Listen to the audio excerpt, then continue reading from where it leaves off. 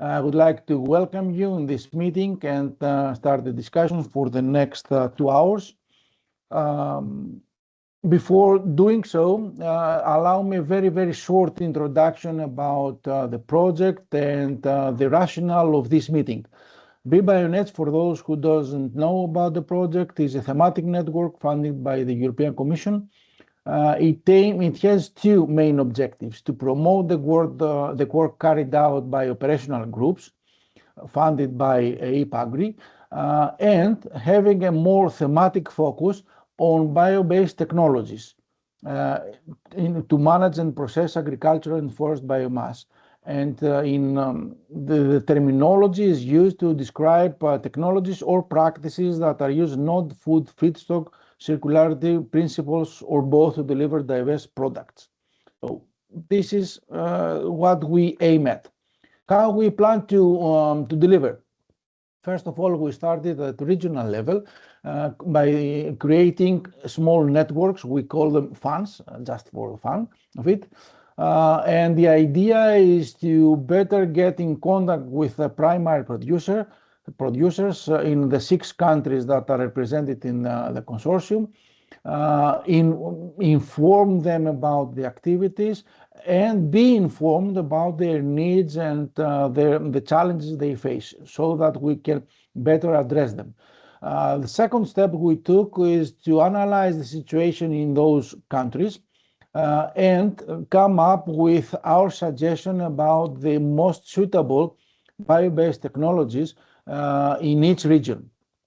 This roadmap, we call it, can be found in our website, and I will share a link later on.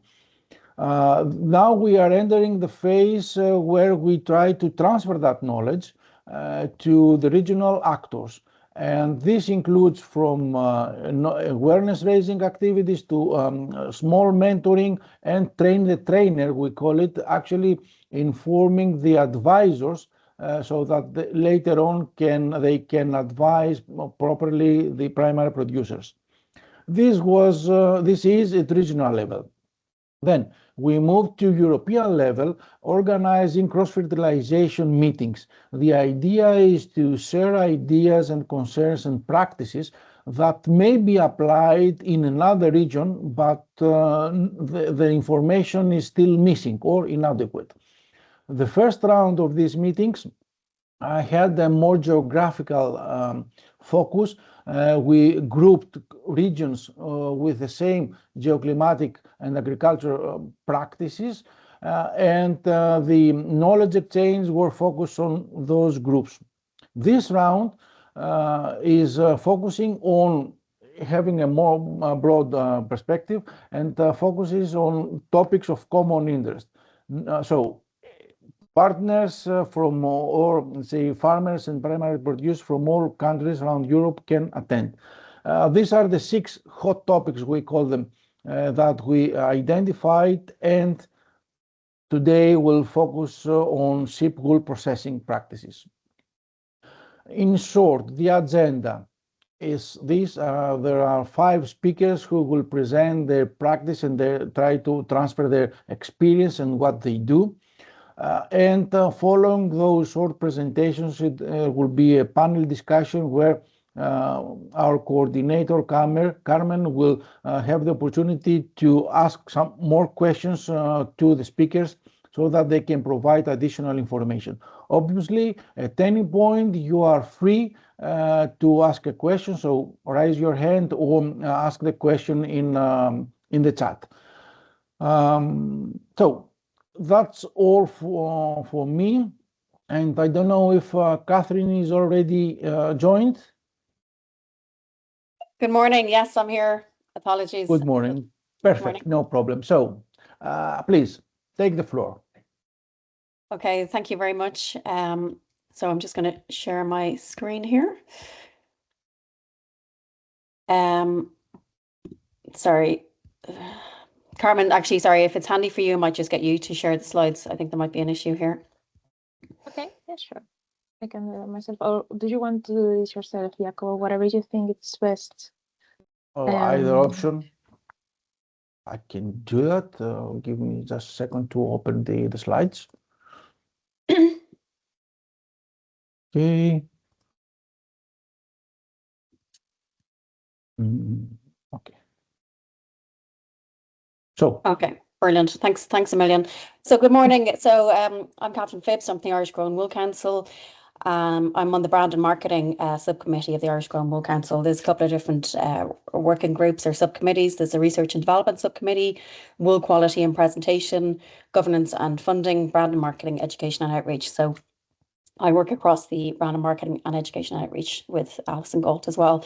So this morning I'm just going to give you a kind of a rapid fire overview of the Irish Growing Wool Council, the Revere Wool Project and the European Wool Day Conference. So I'll probably just go through 5 minutes of each just to give you kind of an overview for people who aren't familiar with the three different initiatives. So I'll just move on to the next slide. Excuse me. So the Irish Growing Wool Council, it was established in April 2023, so we're just coming up to 3 years now. It's an industry-led body, so it's an industry-led steering group. It's a voluntary, so everybody on it is working on it in a voluntary capacity, unless it's kind of very specific niche projects.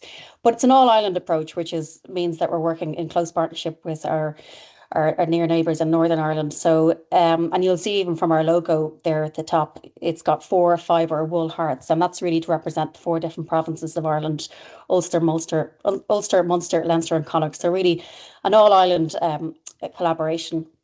But the purpose is to transform Irish grown wool, which is an underutilised and undervalued resource, into a branded value-added product for the benefit of farmers and the wider supply chain. So I suppose one of the things was obviously developing a brand, which we have established here. There's lots of room to develop that as well in terms of certification and authentication as well. But really, I suppose our approach is we facilitate collaboration and partnerships nationally and internationally to apply innovative solutions, really to address what the current challenges are, but also to work in close collaboration to facilitate the connection of creating pioneering innovations in Irish grown wool and sustainable practices. Yeah, thanks a million. So just in terms of the milestones, so obviously there was a body of work done to get to this point. So I'm starting off here 2021, but there's obviously years in advance of this because the value of wool has been low for some time. So there was work done getting to the first milestone. So 2021, there was research and development of an Irish wool feasibility study. So that was working again across the island with all the different stakeholders in the wool value chain to look at what the challenges were, but also where the opportunities were as well. So we have that report, and I've linked it there if anyone who'd like to download it. But that was published in 2022. It was funded and published by the Department of Agriculture, Food and Marine. So really a feasibility study looking at the market opportunities for Irish grown wool-based products.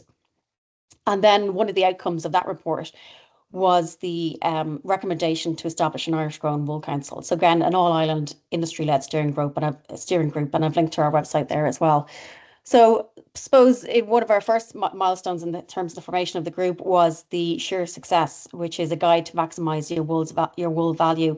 So this was a new printed leaflet and short videos as well for farmers on how to maximise their wool's value. With the low price for wool, I suppose there was a lot of farmers were disenfranchised and the presentation of wool had really dropped. So this was the first campaign in 25 years, first educational campaign for farmers to remind them of the practices that needed to happen before, during and after shearing so that the value of the wool wasn't lost during this time. So really straightforward, simple recommendations of how to prepare for shearing so that the work that wasn't undone just during those few minutes of shearing. So in partnership, this was produced in partnership with Teagasc, and it was distributed to 50,000 registered sheep farmers in Ireland. So in 2024. So again, I've linked to both those videos and brochures there if anyone who wants to review that. But I suppose just really important, again, like I said, it'd been 25 years since this had happened. And it landed into farmers' kitchen tables along with the sheep census from the Department of Agriculture. So there was kind of, I suppose, good partnership in getting it to the kitchen table of farmers. And then in 2025, there was a project as well in terms of developing an Irish grown wool traceability study or scheme. So that was a pilot that was developed in terms of working with local farmers, getting the wool together and working in partnership with Ulster Wool in Muckamore in terms of getting that wool processed Irish wool processed and scoured in Britain and returned to Ireland, and ensuring the full traceability of it as well. So again, to show the origin and authenticity of Irish grown wool. And then this year, we hope to open up for membership shortly as well to enable individuals and organisations to join. And then in 8 weeks' time, Ireland will be hosting the European Wool Day Conference. So we'll be co-hosting that. Again, I've linked, and I'll talk about that a little bit more as well. So I suppose just on the next slide, I'll just show you some applications of Irish grown wool applications. So obviously we're very familiar with the woolly jumpers, but I suppose there's huge opportunity and potential across the range in terms of B2B and B2C products for Irish grown wool. First example there is high-end luxury tapestry and carpets produced using Galway wool and spun with Donegal yarns. And this actually is Rhyme Studios, a business based in New York, run by Irish founder Claire McGovern, and she is the picture you see there is Ireland House in New York. So really beautiful high-end tapestries as well. The middle picture is an avant-garde knitwear pieces, young designers. It's great to see young designers choosing to work with Irish grown wool, and just, I suppose, the flair that they have for these applications as well. The third picture is acoustic panel solutions. So this is a collaboration with McGee Weaving and Vibe by Vision Acoustic Solutions. So using Irish grown wool, really nice example of form and function as well. So, industry working together, typically B2B product here, working with businesses for acoustic panels. And then bottom left, you'll see an application of pillows, duvets, blankets, all made using Irish grown wool. So this is actually wool merchant Kevin Dooley's wool merchant in Ireland, who is collecting the wool from his region and then transforming it into sustainable bedding. The middle picture there is an example of fertilizer pellets. So this is Larkfield Pellets in Kildare, who are using a mix of Irish grown sheep's wool, horse manure and spent coffee grounds, getting that pelletized, and then it's offering it for sale for people for their gardens. So really nice example. Again, that works B2B and B2C, I suppose, for large scale agricultural use, or also, people's gardens and allotments and stuff. And then the final picture there is Rathlin Island Wool Ropes, a really nice initiative by Future Island, Belfast University, Rathlin Island Sustainable Rope Company in Britain, working with the islanders on Rathlin Island to transform their Rathlin sheep, the wool, into woolen rope. So again, a very traditional product kind of brought back, but again, lots of uses for that in terms of marine, but also domestic uses like dog leads and different things as well. There's even kind of a funeral example there as well, where they've handles for coffins and different things, with working partnership with willow companies too. So just a really kind of a snapshot of the potential. So again, just I suppose we're collaborating, we're trying to raise awareness and engagement. So again, we work so trade shows. We recently, top left picture there, we we had a Irish grown wool panel talk with young designers using Irish grown wool in their designs. That was Showcase Ireland. There's 3,500 buyers there domestically and internationally. So great opportunity to talk to those people. Bottom left then is a sheep shearing demonstration, and also display of Irish wool products as well. Irish grown wool products. And I suppose just to acknowledge where we don't have examples of Irish grown wool product applications, we show what's happening with our European neighbours and how they're applying applications. So for example, we don't have insulation being produced in Ireland with Irish grown wool yet, but there are people in Europe doing that. So we'll always bring these European applications to show where the potential could be as well in terms of using Irish grown wool. Again, festivals like the Board Bay Bloom Festival, it's a really large horticultural and gardening festival. Just good public outreach and engagement there as well, to show, again, examples of Irish grown wool, working with the media as well in terms of raising awareness with consumers and with industry as well.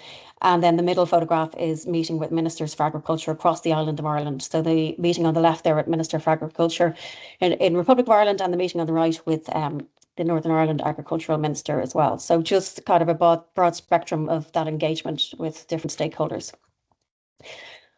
So that's the overview of the Irish Grown Wool Council. This is the REVERE project, which is stands for Regenerative Value Systems for Irish Grown Wool in Ireland.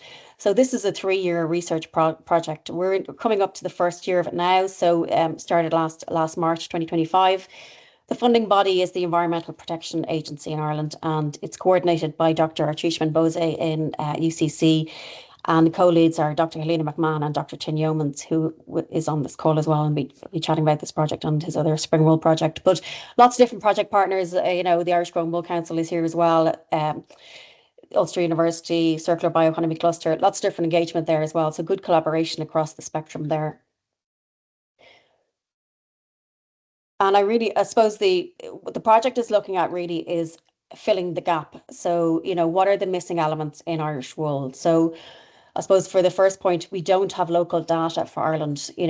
Different European countries will have their own data, but there's a gap there, and we want to fill that with this project. So really getting the local data for our region and specific assessments for Irish grown wool. Again, really just seeing what are the idiosyncrasies and characteristics of Irish grown wool, and do they differ from our European neighbours. And what is the feasibility for scarring, for washing wool? How feasible is it to do that in Ireland?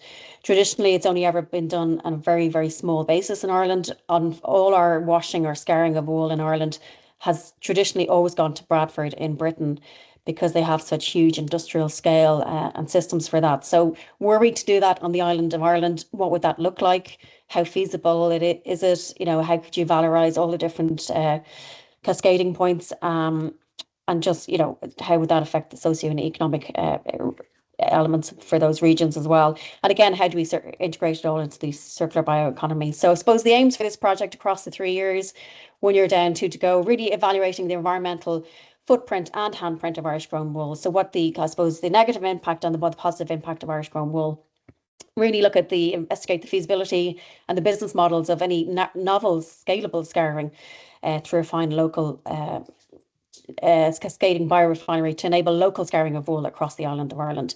And again, look at what are the socio-economic benefits of processing this wool in Ireland beyond doing no harm? Where can we really add value by doing this on a local scale? And then performing life cycle assessment, compiling the environmental and social economic indicators really to inform overall sustainability of Irish grown wool, and then inform policy initiative and investments required to regenerate the Irish grown wool industry. So really to fill those knowledge gaps and see where the opportunities are. And so this is a list of the Revere team. So there's different people here you can contact. We're all working across the 6 different work packages. So and across all the different institutions, partner institutes as well. So just to give an idea, I suppose, of the scale and the collaboration within the project. And then an overview of the European Wool Day. So European Wool Day, for anyone who's not familiar with it, it's an initiative of the European Wool Exchange Foundation, which is a philanthropic organisation, looking at revitalising European wool as a valuable circular resource. So they've started the initiative European Wool Day about 6 years ago. It's typically held on the 9th of April, and it's really about championing the social and environmental value of wool and how we can reintegrate this into European life. So it's the EU network who are the initiators of the European Wool Day. So this year, 2026, is the 6th year of European Wool Day. It's previously been held in Spain, Serbia, Greece, Rome, Cyprus. So the Irish Growing Wool Council and Sharon Wells, who's a fibre artist, pitched to host our European Wool Day for 2026, the conference and activities in Ireland. And we secured that bid back in October. So we're very well into planning in terms of hosting that in the next 8 weeks. So the conference can take place on or before the official date of the 9th of April. So it's really interesting, I suppose, this year, European Wool Day 2026, it really aligns with 3 big UN international years that are all really relevant. So the International Year of the Woman Farmer, recognising women's contributions to agriculture. International Year of Volunteers for Sustainable Development, highlighting community action for sustainable development goals. And obviously, the Irish Wool Council is a voluntary organisation too, so it ties in there as well. And again, the International Year of Rangelands and Pastoralists, so really celebrating our pastoral systems as well. So some nice tie-ins there globally. And if you're wondering what to expect, you can expect in-person gatherings. So a great opportunity for a real wide cross-section of people to come together. So there will be in-person gatherings, there will be presentations at the conference, there'll be panel talks. And the type of audience that will be there will be researchers, designers, sheep farmers, crafters, industry experts and policymakers from Ireland and Europe, and really about unpacking the world of Irish and European wool and offering an opportunity for people to collaborate, connect, celebrate everything in a social atmosphere. So taking place in Kerry, in the island in the south of Ireland. So there's an arrow there bottom left if no one's familiar with where Kerry is geographically. It's a beautiful county. So the bookings are open now. So the conference is ticketed, but bookings are open via Eventbrite. We've had a good steady booking so far. So yeah, encourage people to book a ticket now if they'd like to join on the day in person. And also there is a call for applications to present at the conference. That's also open now. And the closing date is probably in the next couple of days or a week. So there's an opportunity to present as well if you're interested in presenting based on the theme. So the link is there also for anyone who'd like to present at the conference. Yeah, so again, so just a kind of a bit.ly link there that will take you through all those different elements for European Wool Day Conference on the 28th of March in Tralee in Ireland. Excuse me. So yeah, to stay connected, I'd encourage you to follow the Irish Grown Wool Council on our social media, the Revere project as well. You can link in with them on LinkedIn, and also our Tushman is on LinkedIn.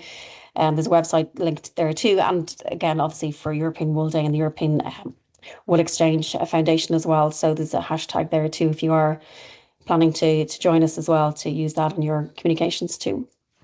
So thank you very much. Thank you, Catherine. It was for me quite impressive because I got two things. First of all, that it's a state initiative, or let's say a state organization. Well, no, there was, I suppose, €30,000 startup funding from the state, but we don't have any secured funding from the state. So it's industry-led steering organisation, the Irish Grown Wool Council. Yeah. Still, it's centrally, I mean, the government recommendation from the government, yeah. And then that now that you are getting funding again by national money to organize the sector, to do the research, the project that you presented tries to fill in the gaps. So this is a very important step to first to know what we have in hand and then take decisions. So for me, it's pretty clear and impressive. Thank you. Now, Tim, the floor is yours. Thanks very much. I'll try, I'm on two screens, so I'll share screen and put on presentation mode, and hopefully it will all work. Now, can you see my proper screen, or do you see the notes? No, full scale. It's perfect. It's okay. Perfect. That's super. That's great. I'll start the way. So very happy to be here today presenting on this, and I'll try and give a good overview of wool research in Ireland. I am bound to forget some projects, or I may represent some projects not quite exactly as they should be, and apologies for any of those inconsistencies, but hopefully to give a good idea of an overview of the research that's ongoing in Ireland at the moment. So just a very brief mention about the centre that I manage and what we do. So the centre that I manage is called the Centre for Applied Bioscience Research. We're a collaboration between two universities in Ireland based in the southwest of the country. So Munster Technological University and the Technological University of the Shannon. And fundamentally, we work with companies and stakeholders in the area of bioresources or natural products. And so in essence, what's in something, how do you get it out, and what does it do? We have worked with a range of different types of bioresources over the years, from seaweed to oyster shells, jellyfish, plants, fish waste, spent grain, and so on, and much more recently, wool. So we started working with wool, I suppose, maybe about 5 years ago. And one of the reasons for that was we were made aware through the Department of Agriculture, Food and the Marine of all the challenges associated for sheep farmers. I know Catherine has mentioned some of them already. And I suppose one of the key pieces is around that kind of the cost model for farmers in terms of shearing of sheep, and that it costs multiple times more to shear the sheep than you do to actually getting the wool. So the fundamental challenge is around that farm gate price that the farmer gets for the wool, and how to try and address that. So back in 2021, the Department of Agriculture, Food and the Marine, which is part of the Irish government, launched a tender for a wool feasibility study. So we were part of the group that responded to that tender. And in 2022, the wool feasibility study report was published in Ireland. And I suppose the intention of that report really was to address a lot of different aspects of the wool value chain, from consumer demand, market analysis, research and development, what functional products that wool could be used in a kind of short, medium, and long-term applications. So following the publication of that report, and in the context of this presentation, there were kind of three kind of key outputs and recommendations that I kind of want to go through in a little bit more detail, I suppose. Conveniently, Catherine's already gone through the Irish Gun Wool Council, which is super. So I'm not going to dwell on that any further, other than to say it's a really important development, because you can't manage a sector without having some kind of overall connected committee around that. Another recommendation from the feasibility study was the Wool Hub. And the purpose of the Wool Hub really was to connect both researchers and universities, but also companies carrying out research or who wanted to do research together. Because there's no point in researchers and universities just doing research in a particular area because they want to. It needs to have some kind of focus or application. So the point of the Wool Hub, as I say, is to connect researchers so we're all working on the same page, but also then to encompass the company need and also the farmer need in terms of the type of research that's required or validation. And then the third piece I'm going to mention in terms of research and innovation opportunities is what we've kind of termed the wool value machine, and I will have a larger slide of that later on. But really what that was a summary of the different research opportunities that we'd identified in the feasibility study, and then how they're structured in terms of that wool processing value chain. So as Catherine mentioned, in 2023, the Irish Gun Wool Council was first established. The Wool Hub was also established then. And then in 2024, the Irish Gun Wool Council had their first meeting. And again, I'd like to just mention how important that is for the sector, I think, in terms of having an organisation like that. Going back to the research and innovation opportunity, the wool value machine, one of the really important reasons, I think, to structure the research appropriately, to have that kind of roadmap for it to happen, is that there can be a lot of perceptions and opinions around natural resources. And I've called them perceptions and opinions. You can call them misperceptions, but it's really, really important where you're trying to formalize commercialization strategies for natural materials that the data is there to support what's said. So I'll make kind of some general comments around these. If you look at the arrow on the left-hand side, these are kind of general opinions that people have, and facts as well to a certain extent. And then some questions that kind of need a little bit more data behind them in order to professionalize the sector and make it more commercially viable.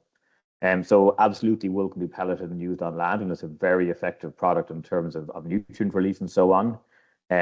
If you look on the right-hand side there, part of the legislation around animal byproduct states that you need to make wool safe.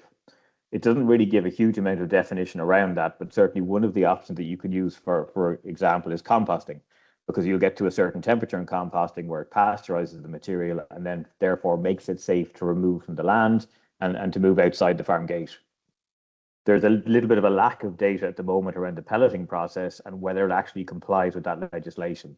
You will see pellets for sale in Ireland and Austria and different countries around Europe. But as I say, in terms of professionalization of the sector and scaling of the sector at kind of, I suppose, at farm level or at small scale in terms of pellet production and sales, it's probably fine. If you start to scale that, there may be issues around the regulations that may start to come into play. We talked about alternative scouring methods for washing wool and the opportunities to potentially make the scouring process more sustainable. But do these methods actually clean wool sufficiently? And is there data or measurements that you can compare that to show that those alternative, more environmentally friendly scouring methods actually clean the wool appropriately for applications? Wool used for insulation, absolutely fantastic application for wool, but the business model around that needs to be considered. In general, it's kind of the waste from the floor after the wool sorting, I believe, that's used for wool insulation. If you were to use the wool off the sheep's back, for want of a better description, for insulation, the cost model for that may not work as well, particularly in the context of returning value to the farmer at the farm gate. Wool purifying the air is a common enough one. Certainly research has shown that wool is good for binding formaldehyde and a little bit with toluene, but that can't really be used as a proxy for purifying air in totality. Wool is absolutely good for compost, but in terms of how you actually make it how long does it take? Is it 2 months, 3 months, 6 months? And what applications is it more suitable for? Again, data is really helpful there in terms of trying to sell that kind of compost. Is it better for strawberries, grass, or vegetables, or whatever? Another one that's spoken about a lot is that wool is antibacterial.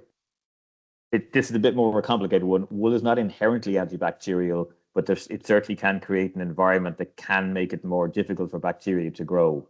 And I suppose with all these things, once you involve kind of the scientific background to it, it can be a little bit complex in terms of, potentially yes, but, and then there's information around that but that needs to be taken into consideration.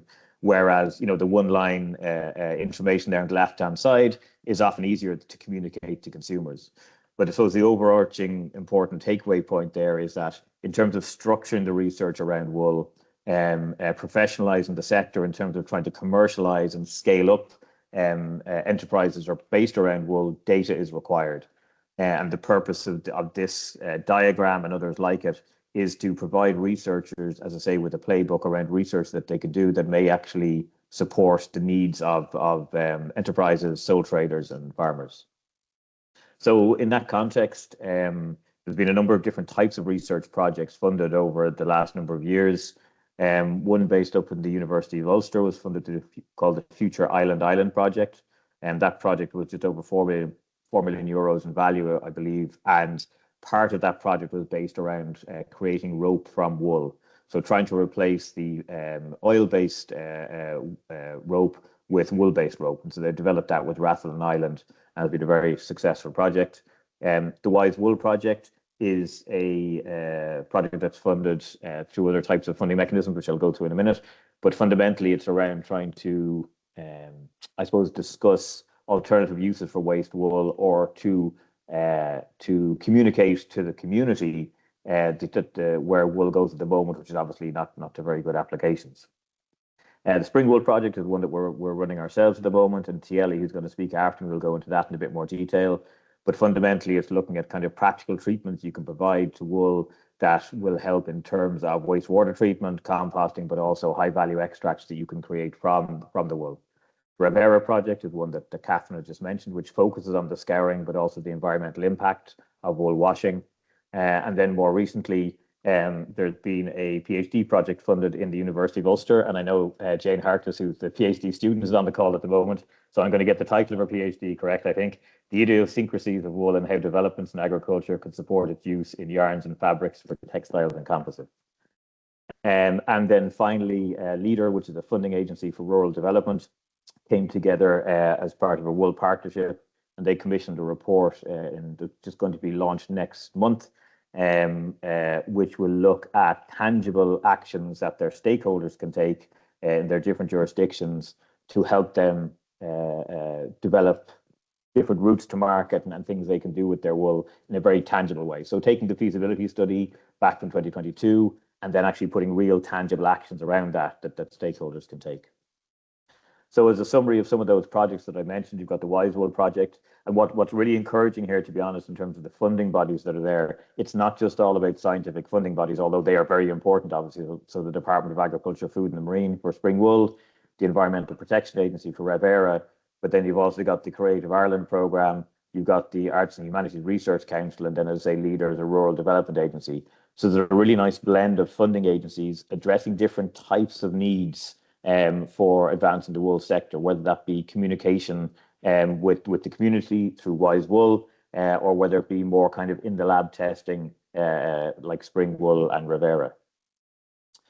So I suppose fundamentally, as we see a big issue here around the farm gate price for wool is the consumer demand, which has reduced over the last number of decades. Tim Keady, who's our colleague of ours in Teagasc, had done a kind of a back of the envelope measurement there last year sometime, and based on kind of inflation going back about 30 years ago, you'd probably be getting 30-40 euros a kilo for wool, and now you're getting 20 or 30 cents. So there's lots of different reasons for that, but consumer demand is certainly one of them. So if you consider the, I suppose, the process to get to the consumer, on the far left-hand side there, you've got the farmer, in the middle here, you've got the process, and then you've got the manufacturing of the product, and then you've got the consumer at the end of that process. And so where all the different research projects I've mentioned come into that. That's, say, the Wise Wool project addresses the farmer and the consumer. So creating that knowledge around sustainability and the need to do something more with wool and what it can be used for. They do these really great workshops on felting and processing of the wool. So that's helping to inform the consumer and therefore to hopefully influence consumer demand around wool products. You've got the different kind of, I suppose, more lab-based products or product-based projects that address the processing of the wool and then also the different manufacturing processes that can happen. And then you've got the Leader Wool Partnership, which is looking at those tangible impacts for wool, where you're then informing the farmer and you're also involved in the manufacturing process in terms of people actually trying to get product to market and take, I suppose, specific tangible actions to try and commercialize wool. So I suppose the tagline at the start of the presentation was leveraging from university expertise. And I suppose it's really around the fact that, say, for ourselves, we work with lots of different types of bioresources, as do a lot of universities around Ireland and around Europe. And certainly for the last 10, 20 years, they've been more focused on things like seaweed and plants and bacteria and things like that. And it's a very easy shift to move from those kinds of materials to wool. And so you've got all this expertise in universities all around Europe based on extraction, characterization, commercialization that can now be shifted to wool, where there's government policy there and a drive towards doing that. I suppose equally, universities have access to research funding that a lot of sole traders, farmers and private companies would not. And so in terms of organizations, say like the Wool Hub, but also the Wool Value Machine in terms of creating a playbook for researchers, there's lots of opportunity there to connect the dots, but it's very important. It has to be done in a way that is use inspired, so connects very clearly with the end user, so either the consumer or in this circumstance the farmer, where we need to increase the value that they get for the wool at the farm gate. So I suppose really just in closing, to a large extent, policy, validation and consumer demand are three key things that the research that is being carried out at the moment contribute to, but as we're going forward needs to address. Policy will dictate where the funding goes to and also around regulation. So very important to inform into that. The validation of the different claims around wool as we start to, and professionalize the sector is an unfair term, but as we're trying to scale the opportunity, the validation of what we're talking about is very important, and then trying to create that consumer demand. So happy to take any questions at any point, and just in case you weren't concentrating enough on Catherine's slides, mention again that European Wool Day is on the 28th of March in Tralee, and certainly would love to see anybody here in the call at that event. Thanks very much. Thank you very much, Tim. It's quite impressive the interest that Irish government is, or the state is putting into wool, because there are several funding sources, national funding sources, and this is very good. It shows interest, shows support. I don't know what is going on in the other countries, but okay, this is for me quite impressive. Thank you. Now, I don't know how to pronounce the name, but it's Tieli. Tieli. Hi. Okay. I will try to share my presentation here. 1 second.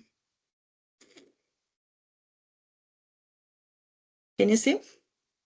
Yes, thanks. Okay. So my name is Tieli. I am a postdoc in the Spring Wool project, and my work package is Wool Biorefinery. So today I will just talk a little about the project and once. Okay, so this is the Spring Wool project. So we have the three main parts here: the waste water treatment, composite part, and then the biorefinery. I'm here work mainly with ceramides and keratin for cosmetic applications, for medical device, different kinds of applications. And I have some stuff here in the wastewater treatment as well. So this project has different collaborations in M2, A2, TUS. And here I just want to show you the same slide that Tim showed us, but just to show where I am now. So I am working here with keratin and ceramides. I have some things here in the water treatment as well. And then when I have some free time, I'm doing some packaging material with the fibers that I have from my ceramides extractions. Before I start to talk about keratin, so wool has almost 95% of keratin. So all the fibers that we have in the wool, it's basically keratin. So this is the structure of the wool. And then my process in the lab is try to create different kinds of methodology that I can break all this keratin, and then I can have the peptides. And then the peptides, I can have the amino acids. So I'm doing different kinds of process and methodology to start to break all these fibers that I have here with different kinds of chemicals. I can use a reduction method, alkaline method. And the main idea of in this process is I have my native keratin here from the wool, and then I can do reduction method with urea. I can do alkaline treatment with NaOH, and then I start to break all these bonds that I have. So I always mix my wool with different kinds of chemicals, depend what kind of process, keep it on shake overnight, and then after some filtration, I can have my keratin there. So this is just the keratin that I got in the lab. I have two processes here from urea treatment that we can call reduction method. And then I have two different extractions using alkali treatment with NaOH.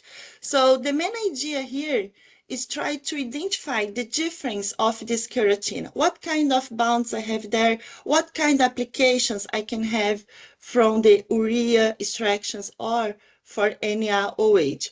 So I will not spend a lot of time in results, but I just want to show you two different techniques that I use to try to identify all these keratin that I have in the lab. The first one is the LC-MS.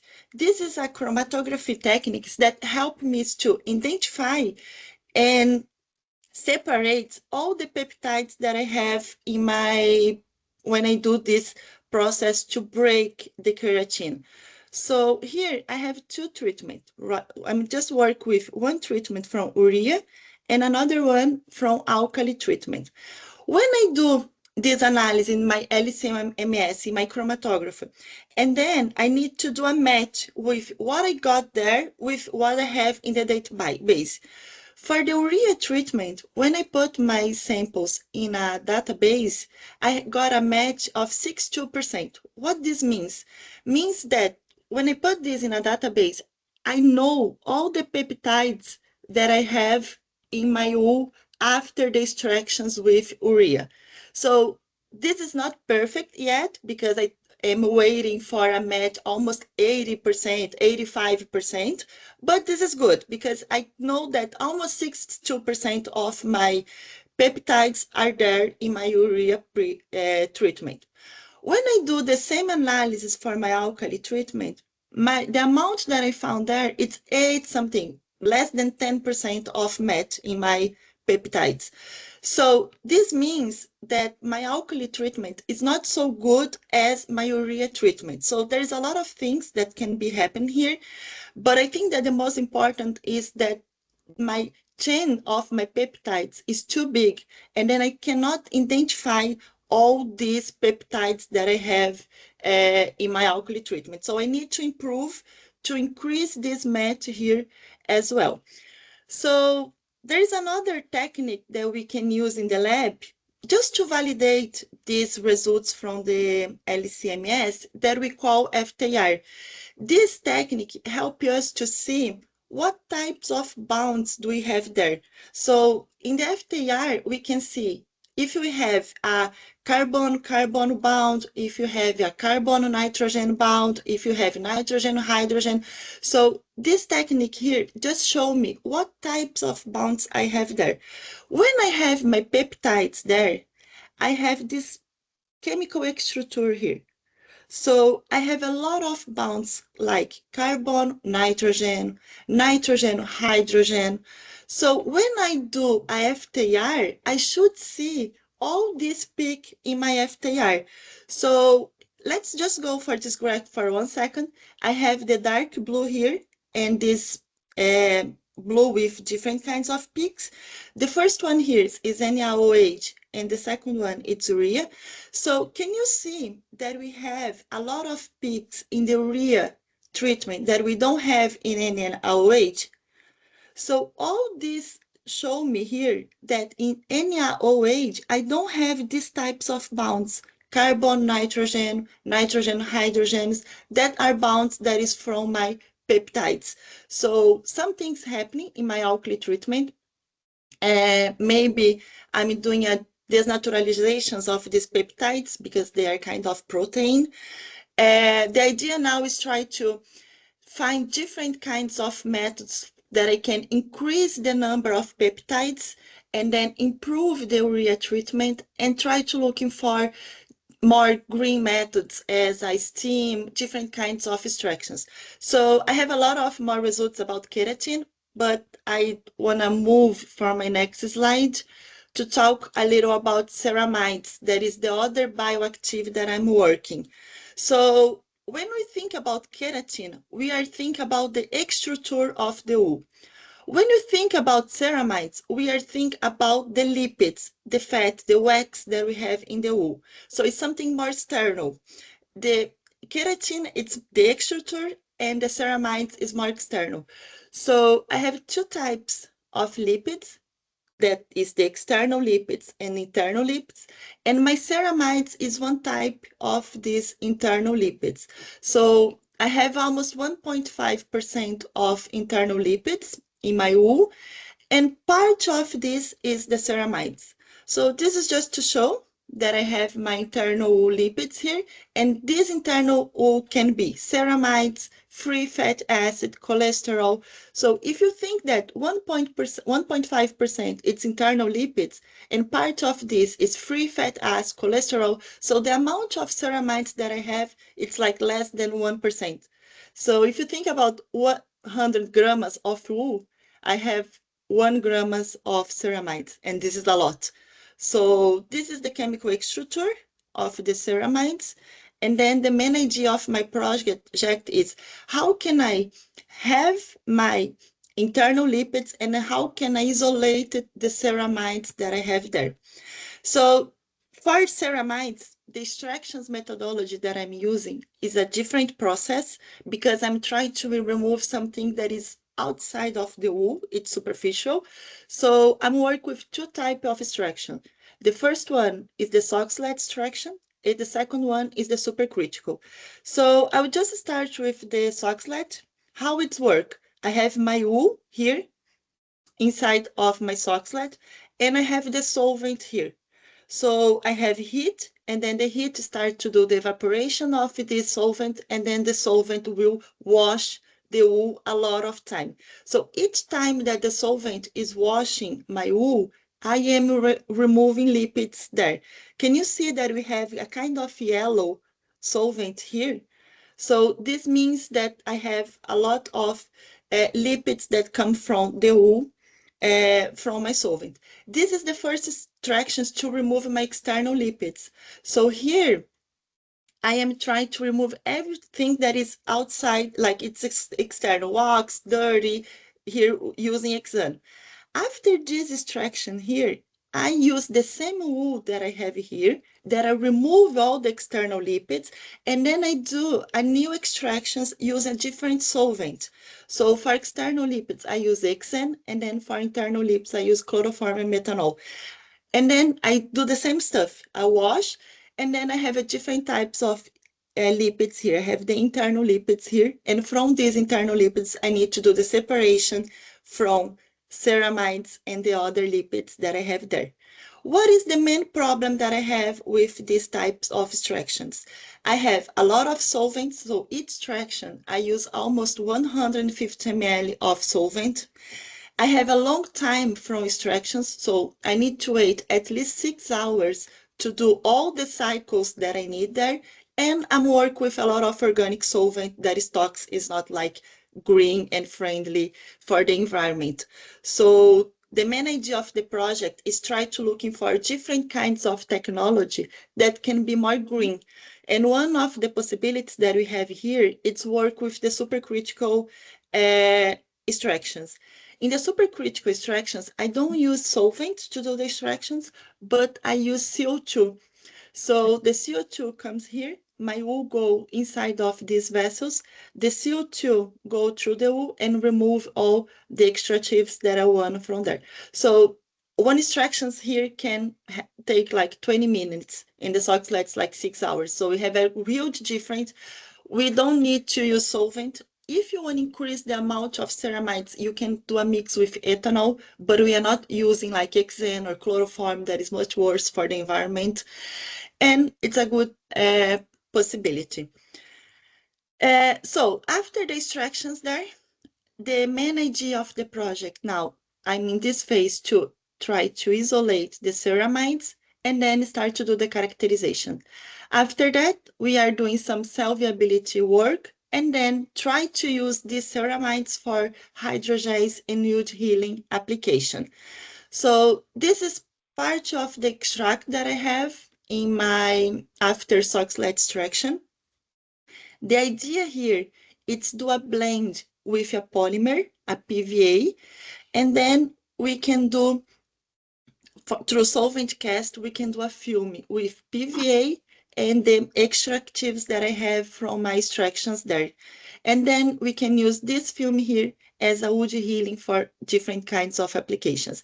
Here is just to show some tests that I did in cells, that this is not toxic for the cells. So the main idea here is see how can we improve these skin properties. How can we use the ceramides for different kinds of applications, cosmetic, skin hydration, protection, and then how can we replace what we have today for a new technology that could be help us in a wood healing, for example, in a medical devices. This is the part that I have ceramides. I have a lot of work to finish here. Kelly, sorry, can you please speed up? Yeah. So just to finish, something that I'm doing here is I use the solvent to do the extractive and then the fibers to do packaging with PVA. So just to show some results here, this is just PVA and then this is just some examples that I did use the fibers there. I just want to show how you can increase the mechanical properties when you try to use the wool fibers for packaging here and the swelling as well. This is just PVA and then you can reduce the swelling when you have the fibers there. Just to finish, this is the last part of my work. I need to do the characterizations of biochemical oxygen demand, chemical oxygen demand, total of solids, nitrates, nitrogen, and phosphorus, and the water after the water treatment. And the main idea here is try to create a model that can be using by the farmers. And how can they do by themselves? How can they know the amount of the physical chemical that they have in the water there after the water treatment? How can they do the treatment? And then how can analyze this? Just a final considerations. We have a lot of work to do yet. So we are trying to looking for more methods for keratin and ceramides. Try to use isolate the ceramides now and then start to work with the supercritical. Here, just a reminder about the wool day. You can scan the QR code for more informations. And that's all. Thank you so much. Thank you very much, Thierry, sorry. Have in mind, please check the chat. There's a question for you for Arul, by Arul. So when we have the panel discussion, feel free to respond or in the chat. Okay. Okay, thank you. Thank you very much. Now, Maria, I think it's your turn. Maria Kohut from... okay, I see you. Switch on your mic, please. Cannot hear you. Sorry, Maria, we cannot hear you. You are muted.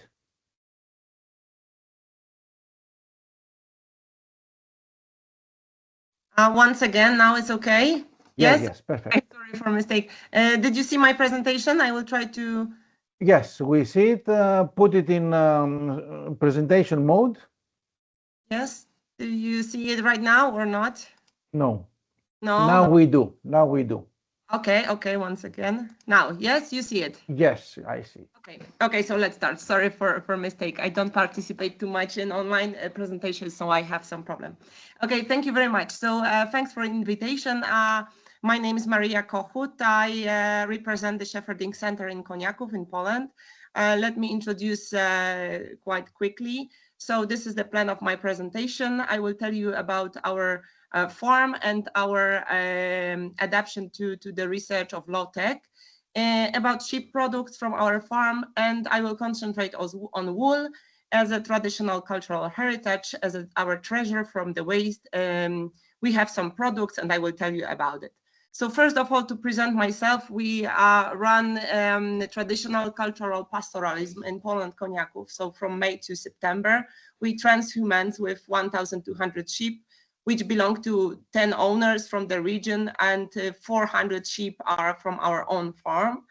So transhumance means is the seasonal movement of livestock. So we practice it until today with over 150 hectares of pastures, which belong to more than 650 landowners. So until now, we don't have any support in the written agreements. We just talk to each other. We keep the society alive, the cooperation, and we try to find some pastures for our sheep in the area.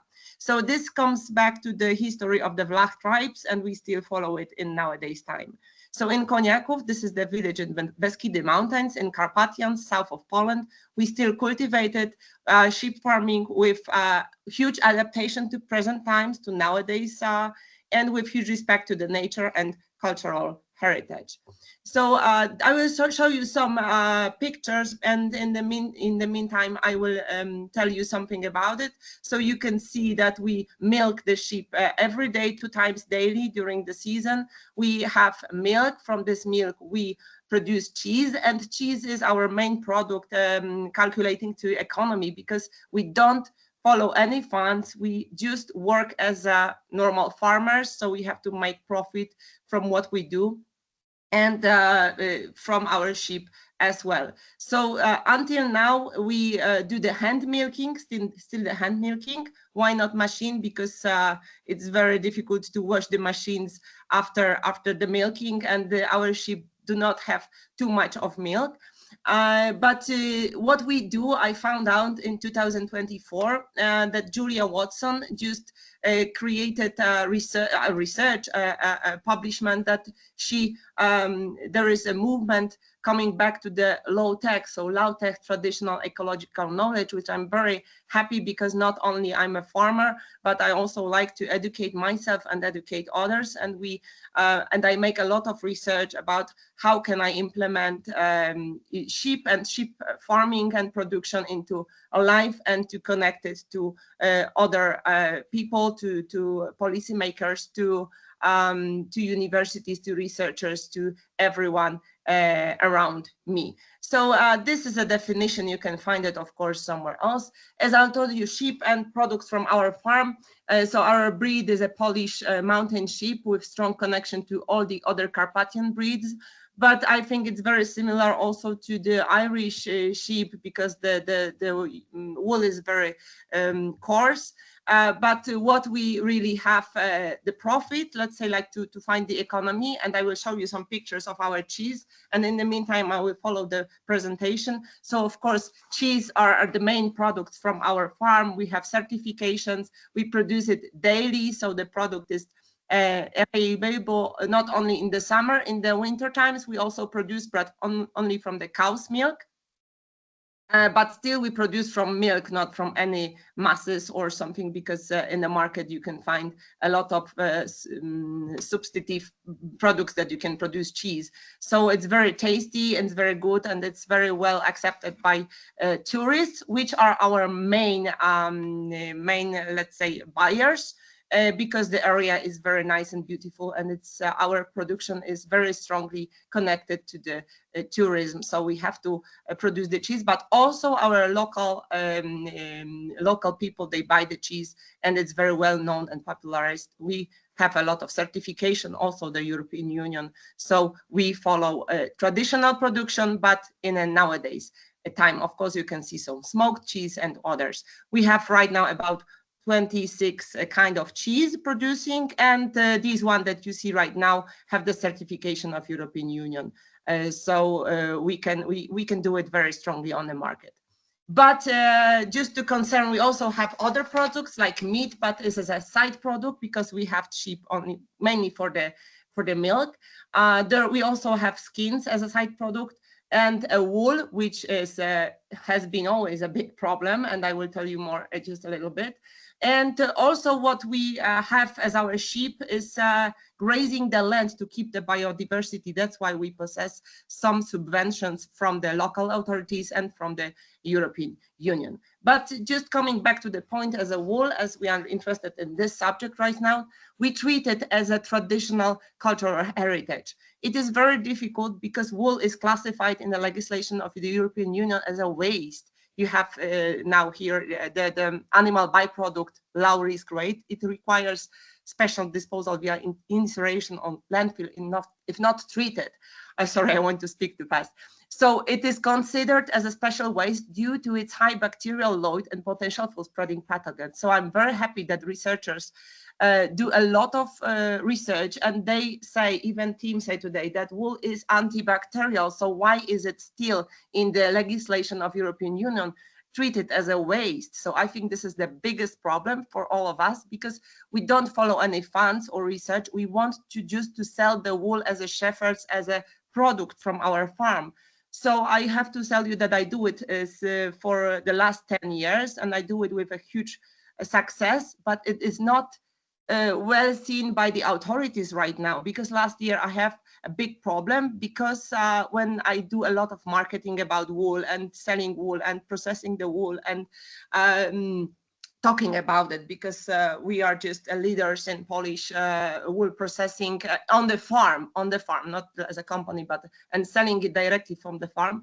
So they asked me just, how can I sell the wool if it's a waste, that I should register myself as a waste processor, which is impossible to follow all these procedures being a farmer. But I always say to the all controllers that processing in small scale is like between the lines, but it's our cultural heritage. And I still find some arguments. I also follow all the researchers and find some, positive information back from the universities, just to get the information for our controllers that we still can put it into the market as all the other farmers from European Union try to do it. But we need huge support from you researchers. That's why I agreed to participate here and tell you something about our problems, and of course the policy makers. So that's what I told you. The more marketing about wool you make as shepherds, the more problems from institutional offices and bureaucracy we have to deal with. But I don't care. I don't care, because I treat sheep and wool as a mission, and I treat it as a treasure which I can do from the waste. And I will show you how we process the sheep wool in our farm. So of course we have sheep shearing. The mountain climate is demanding not only for humans, but also for the animals. So the wools we shear from our sheep is coarse, but it has warming and healing properties, stimulates circulation, and acts as a natural biofighter. So we still keep repeating that wool is natural, environmentally friendly, and renewable raw fiber. Shearing takes place twice a year, once in the summer when we are outside, and 1 month before lambing, November, December, just to keep our lambs hygienic after they are coming to the world and need milking. So wool processing, thanks to our attention to the well-being of our animals and free sorting and selection techniques, this is the most important thing, to sort and select. We process sheep wool into many woolen products. So we use the dirtiest waste wool. I call it waste wool, but it's not a waste wool. It's a product of highly effective ecological fertilizer. We have it about 30% of our wool, and the best fleece is traditionally washed on the farm, dried and carded. We have 2 scoring companies in Poland, but it's impossible for me as a farmer to give the wool to the scoring point. One, because they need 4 tons, and I have from the shearing about 2 tons. And so I don't have the quantity. I would have to keep it from 2 or 3 shearings, which I don't want, because I won't have different kind of wool.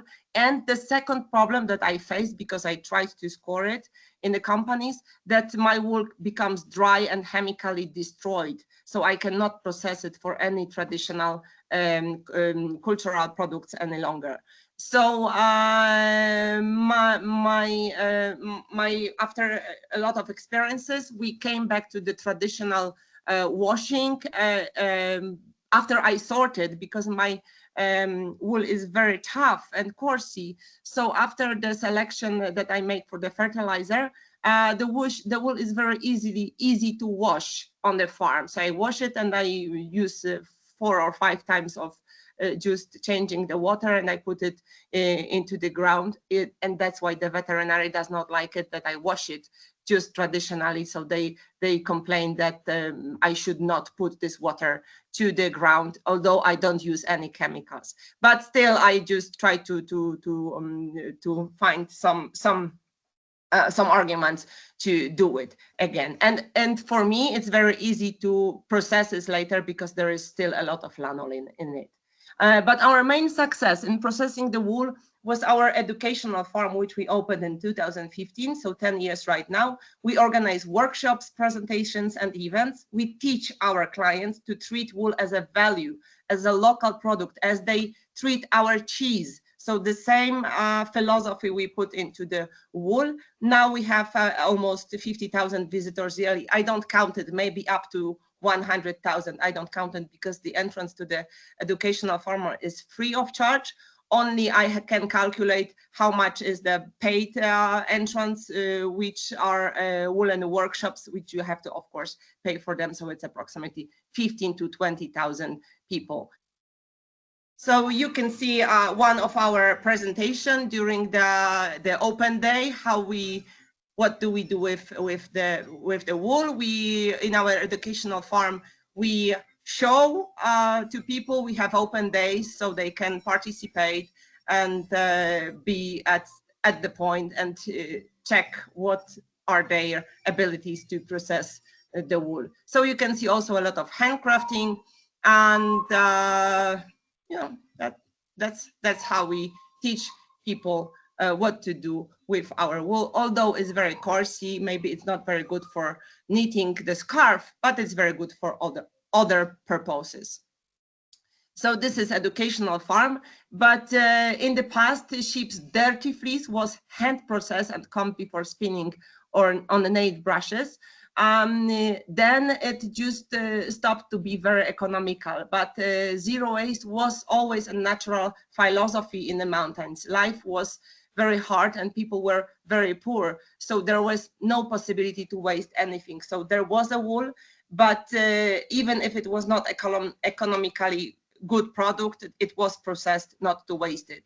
So nowadays, although wool is not a profit at all, it is still not abandoned because we need it mainly for our regional clothes in the mountains and the culture, which is still vivid. You can see in the picture my husband and my son wearing the natural clothes from the wool, and it's very popular still also in the mountains. We have a touristic area and we still have a lot of cultural events that we still need the wool for our clothes.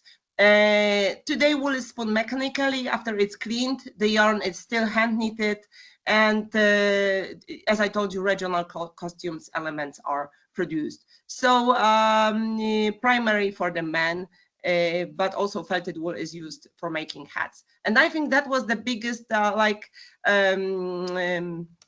power to keep the wool alive, because we still need it in our regional clothes. But now I was invited to participate in the Polish-Norwegian project, which was called Volume. It was for all Carpathian countries. But what was I mean, the very good point of that our wool is very good for this fertilizer.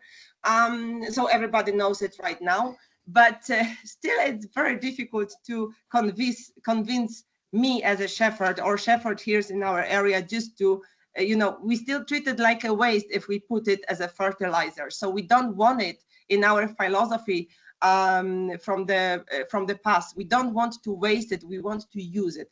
But I think that we have to change it a little bit in our way of thinking, because if we take this dirty wool and dedicate it to fertilizer, the washing is very easy. I especially say washing the wool, not scoring the wool, because we don't need to put it into the scoring mills, into the scoring companies. We just can wash it on the farm and dry it on the farm as I do it, because I tested it and it works very good.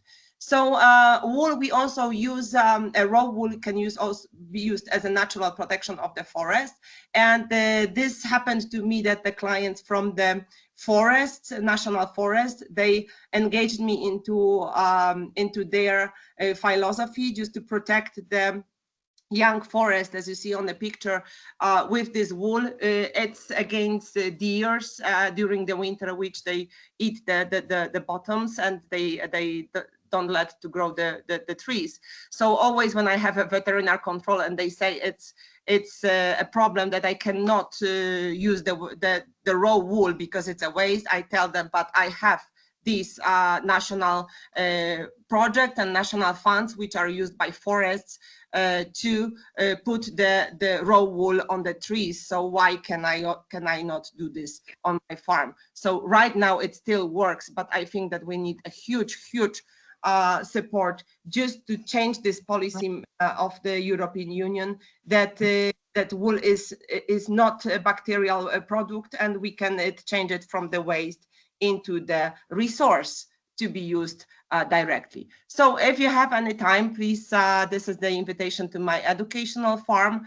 What else can I say? I follow a lot of these researchers. We are very happy to gain new products and new ideas for the wool, and hope that we can cooperate in the future. Thank you very much, Maria. Wool and tradition go hand in hand, obviously, and I'm surprised that the European Union still hasn't updated the legislation. I don't know, but okay. This is a huge problem, because now I try to teach also shepherds from our region to work as I do with the wool, because everybody treats it as a waste and we have no idea what to do with other farmers as well. But when from the last year, I started to have some problems with this veterinary control, everybody's scared to process it. Perfect. Thank you very much, Maria. Nikos, we are 5 minutes late. Sorry for that, but the floor is yours. Yes. Hello, good morning for me. One moment, I would like to. Maria, can you stop sharing so that Nikos can take over? Okay. Thank you. Sorry. Thank you. One moment, please give me one moment, because I have. Okay. I have to.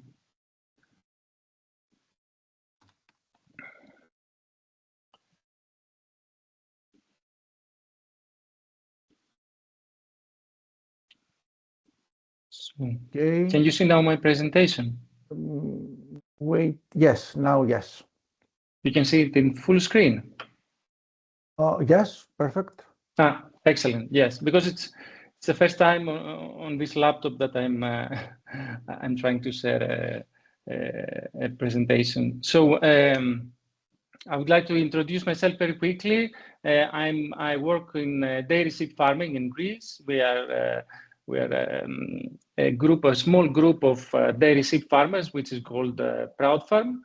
Proud Farm is almost a 6-7-year-old group of farmers. We mainly work with dairy sheep, and our main product is milk that we are distributing and sell to other milk industries in Greece. I personally work in dairy sheep farming the last 20 years as a farmer, as a member of the group of farmers, and also as a sheep trader and a consultant. Nico, sorry to interrupt you, but Yeah. if you are changing your slides, we don't see it. Now we do. Can you see now? Yes, now we do. Okay, so as a group of farmers, at the beginning of our activity, we decided that our core target, our core mission, was to show to the people that dairy sheep farming is really important and can create a serious impact on society, economy, and environment. So in this context, we try to run initiatives that create the path for innovative projects that impact society, economy, and the environment. So in total, the last years, we participated and we have gathered more than 1 million of funds for research and other projects.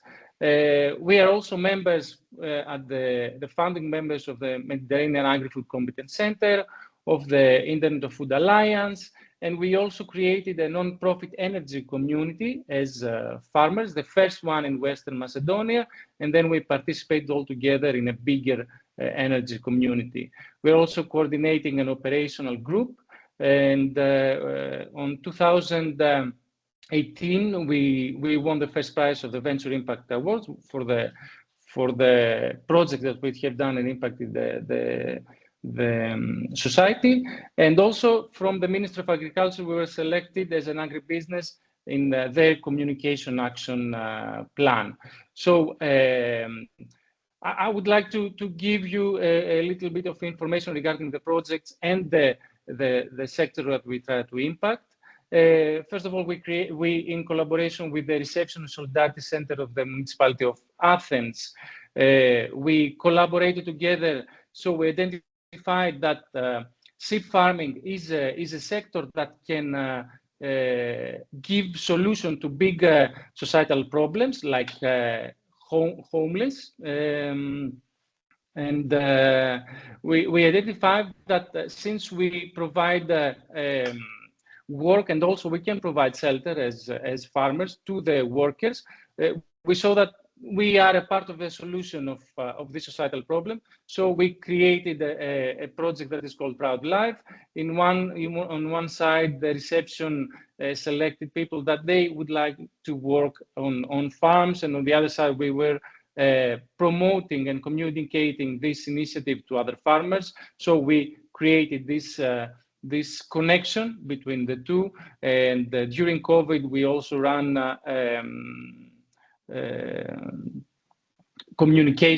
online communication between farmer and people that were on the shelters in Athens. And also in order to promote dairy sheep farming and to get young people in the sector, we created a project that is called Dairy Sheep and Goat Farming Incubator. And in this way, we wanted to create an incubator that young farmers can make the first steps in dairy sheep farming with the lowest investment and the lowest risk as well, and also the lowest and the biggest advantage. Also, as a part of this incubator, we created some systems that they can be supportive to the farmers for the calculation of their income. We arrayed and described all of the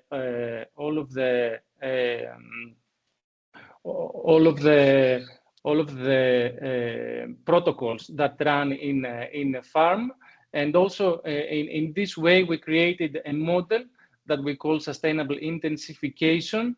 So we try to maximize the profitability of the farm in a way that can maximize the impact on the environment. And also in terms of supporting environment, the project that we have run is, as I told you, the energy community, the non-profit energy community.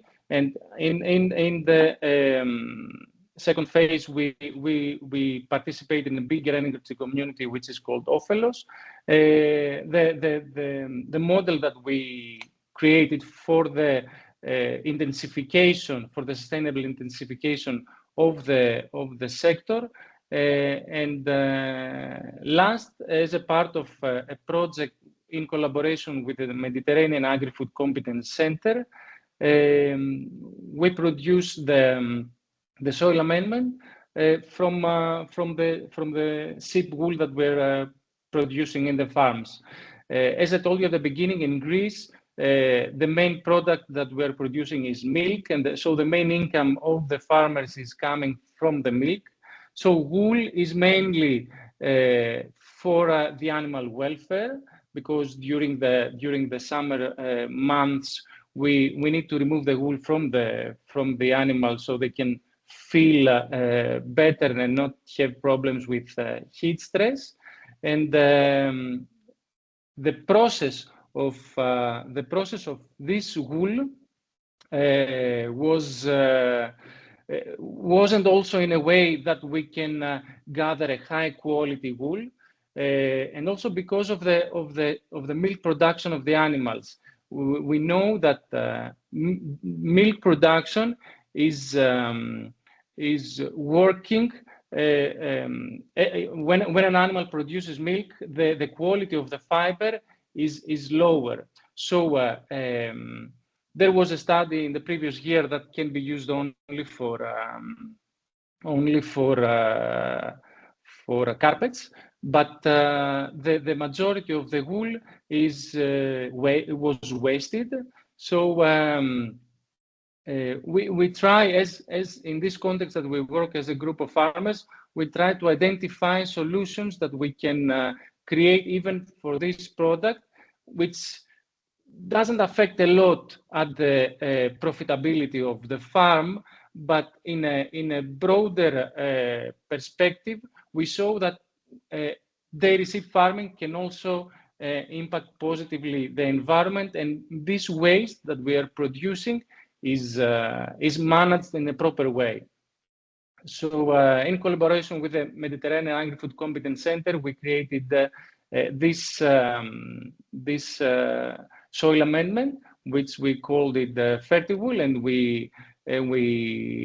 the way that we produced it, because in order to answer also to all these legislative problems that arise in different countries for wool processing, we had at the beginning, because Fertiwool was as a test product, in order to understand also how we produce it and also how the market can react to such a product, and if it is attractive for the growers or for the people to buy it. So we at the beginning we send the wool to Austria, to a center that is producing wool pellets, and we were receiving the pellets in order, as I told you, to make a market research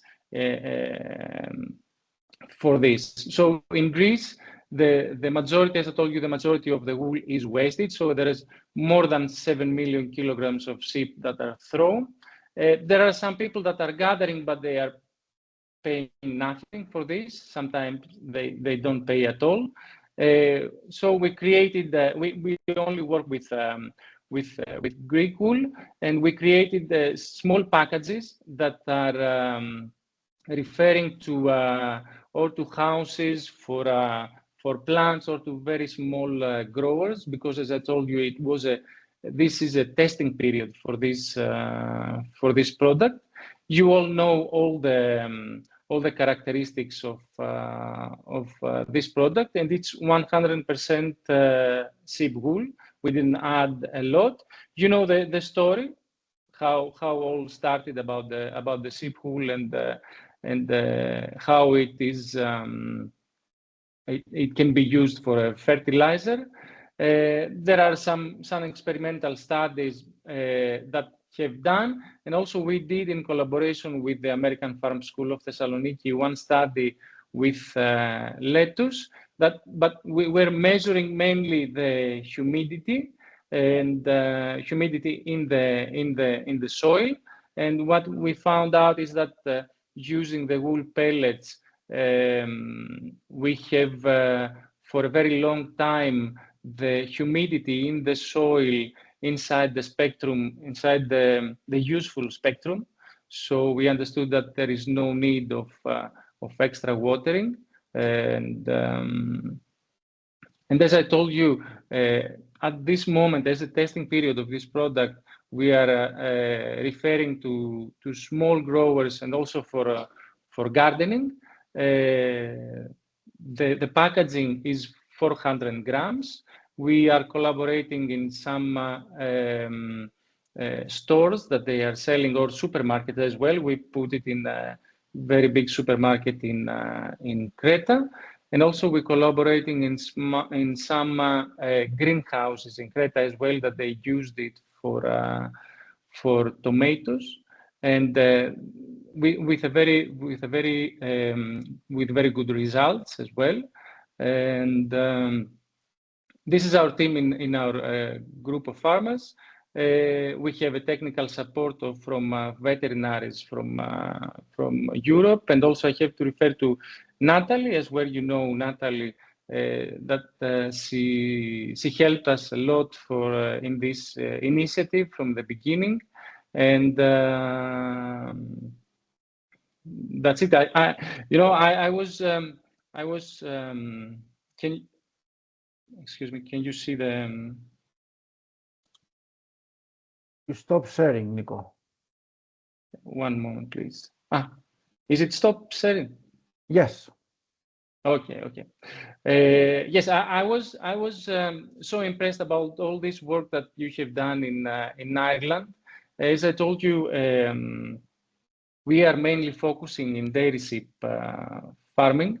Wool was something that was added because we decided that we should think about this. It wasn't in the discussion wool previous year in Greece at all.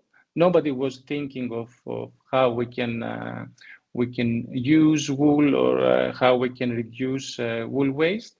And this is something, as I told you, that is more for us, in order to put it in a broader context, that dairy sheep farming and can create value even for the environment and the economy. Thank you very much, Nico. Indeed, a great initiative that we have, hoping that it will survive for a long time, because you have your challenges, I know. Now, before we move to the panel discussion, I see a couple of comments in the chat. One towards Maria was answered, I hope. Parul, if not, please feel free. And another one for Thierry. Okay. Now, another question, sorry, for all of us. If it's time to start promoting the event, so if you would like, please open your cameras to take a group photo.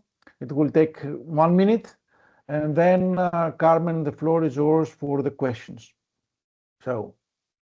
All right, I have it. Thank you all. Now switch on your cameras, put on your pajamas, and Carmen, take the floor, please.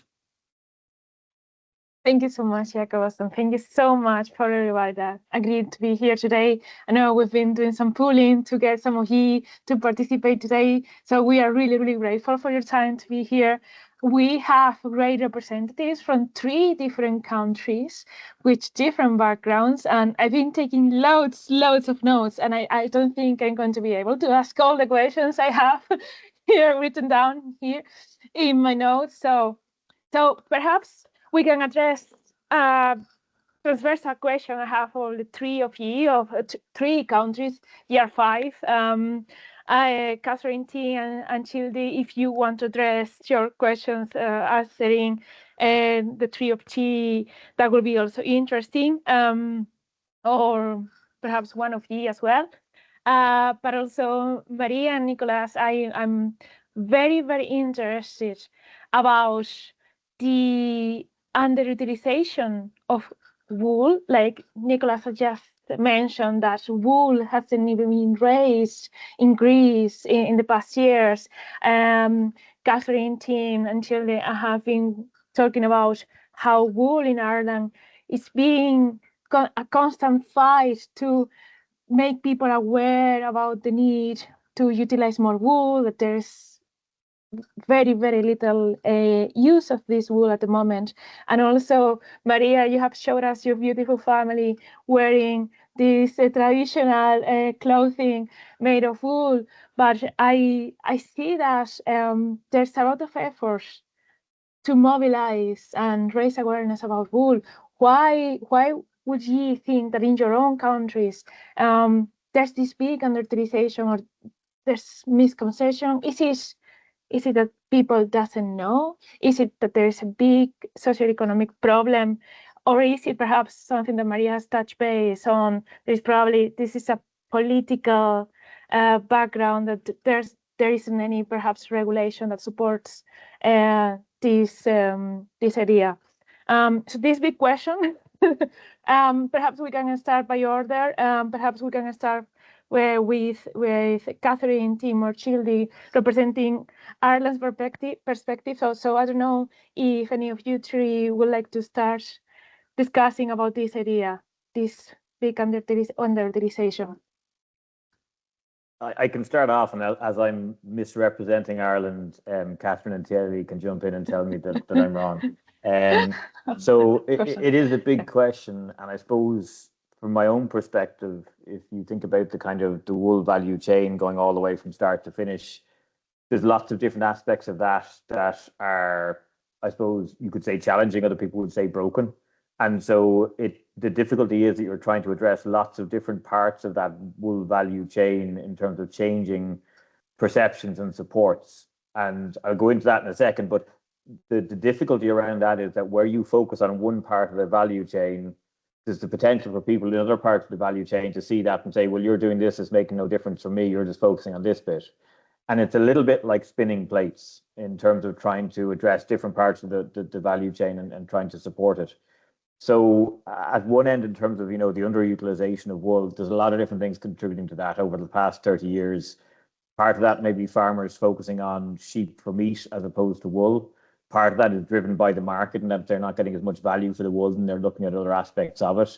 And it changes a small bit every year until suddenly you get to a certain point 30 years on and you're very far away from where you were, 30 years previously. The change of fast fashion, people buying cheap clothes for cheap, for very little money, you wear them a couple of times and then they're done. Certainly on a more kind of acute level over COVID, in terms of cruise ships and things like that, a lot of Irish wool might have been used as carpeting because it's a very strong, hard-wearing wool. You don't have the same kind of need for that now in hotels and cruise ships because over COVID that all changed. Again, the consumer demand piece, the recognition of wool in terms of its value. So, and you're getting into very philosophical discussions here, but in terms of that kind of quick reward piece, wool as a garment is a long-term investment to a certain extent, depending on what you're looking at. Whereas, a lot of, in terms of generational change, people want to buy a thing now that they can wear tomorrow and it's going to be the thing that they're going to have and that's it kind of thing. So look, that's a very kind of broad, and there's lots of different aspects of the wool value chain that have been impacted. Certainly discussions we've had before. I know at the first Irish Growing Wool Council meeting was around that presentation of the wool from wool farmers. So if you're getting very little money for your wool, you're not going to spend time presenting it well. And that's an ever decreasing circle of inattention. That's changed, to be fair, over time. And Catherine mentioned the Sheer Success booklet that had been developed by the Irish Growing Wool Council in collaboration with Teagasc. And I think that has started to have an impact, and where farmers start to get more for their wool, they take more time now over the presentation and therefore will get a little bit more for it. albeit still very far off what it costed to shear it in the first place. I'll stop there. Just, Catherine or Thierry, I don't know if you want to. Yeah, that definitely some external pressures there, isn't it? I don't know if Catherine or Thierry, would you like to add something? Yeah, I think Tim's probably encapsulated a lot of the challenges there. I mean, the underutilization of Irish grown wool, it's not about the fibre itself. We know the value of the fibre, and I think Maria put it really nicely there when she talked about wool being a treasure. It is a treasure. It's an annual treasure tress that we harvest.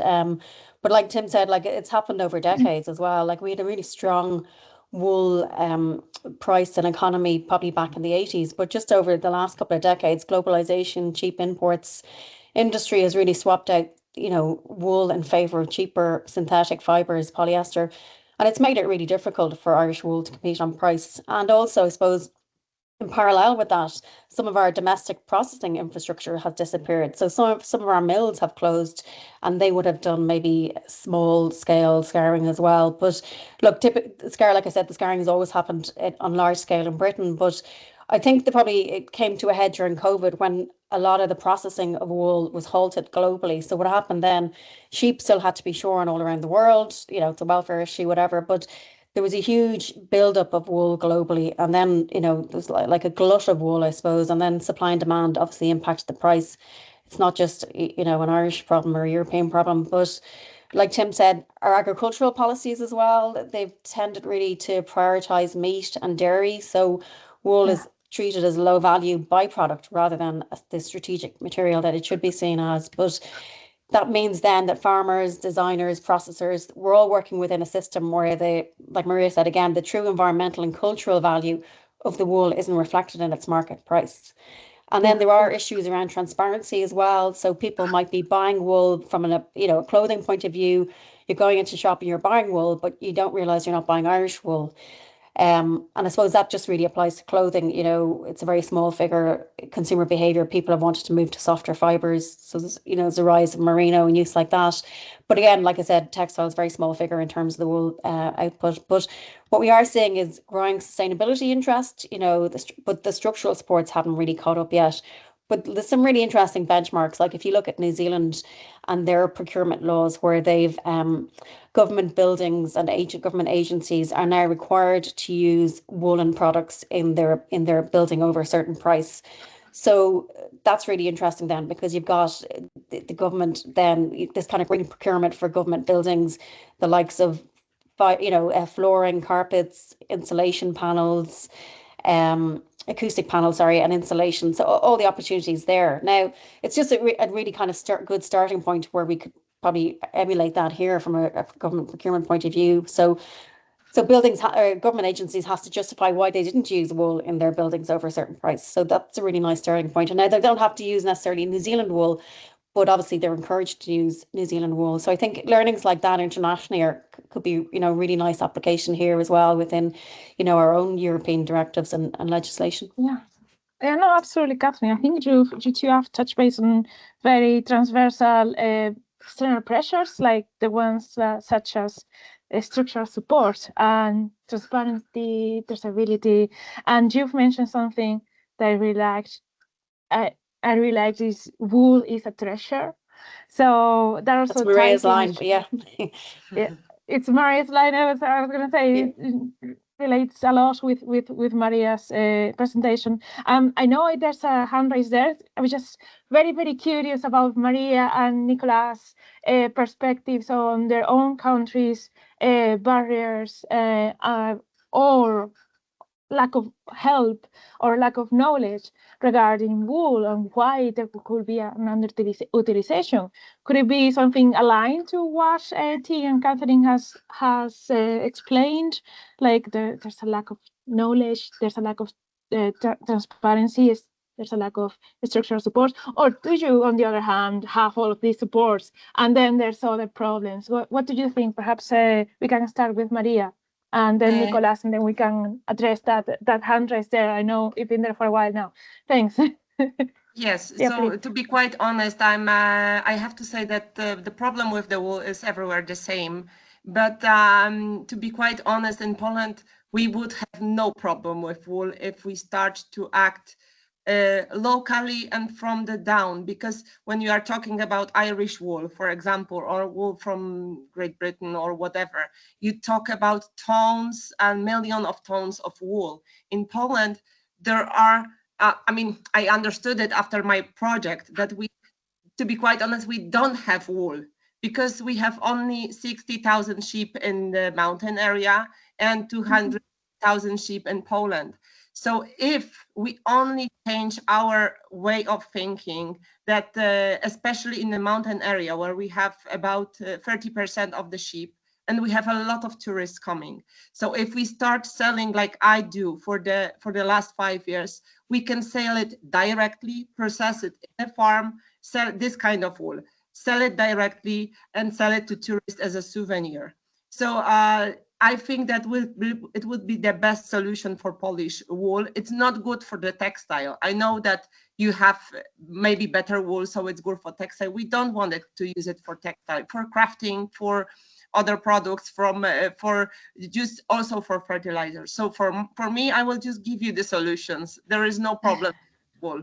In Poland, if we cooperate with researchers and with institutions like I was invited, thank you, Magdalena.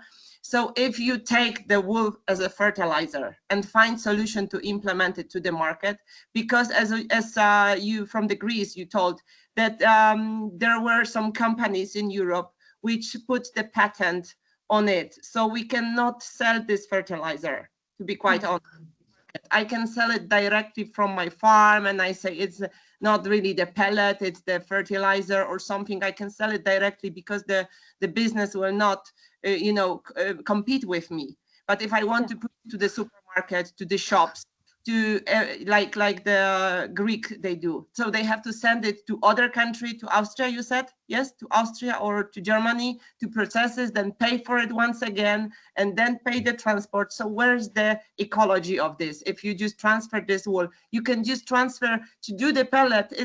It's nothing. You just buy the machine, which costs right now in Poland, you can buy for 3,000 zlotys. So it's, I don't know, 500 euro up to 5,000 if you want the super one. Euro, you can process it on the farm and just sell it directly, or just to have some company that will take it, like institutes or some researchers or some gardening, I don't know, plants or farms, that we don't have to put it into the market, to the to the supermarket to buy it and to pack it into small pieces. Yes, because we don't have enough of wool, and the rest one, we can just process it on the farms and sell it directly. Or maybe we can have some small groups or some companies to process it. But as I told you, I started to do it. I do a lot of good marketing. I have a lot of visitors, a lot of clients. I can do it. I make promotions locally. I'm not like showing off everywhere because I don't need more.